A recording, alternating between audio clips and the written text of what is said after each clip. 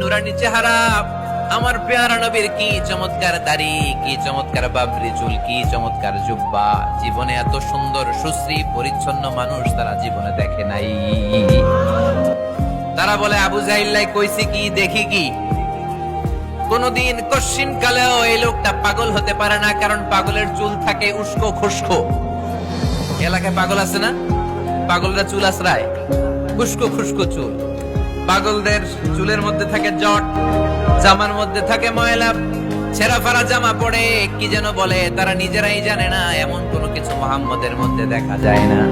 আবার এই লোক কশ্চিন কালেও জাদুকর হতে পারে না, কারণ জাদুকররা মন্ত্র পড়ে বিড়বিড় করে, ঠিক কিনা?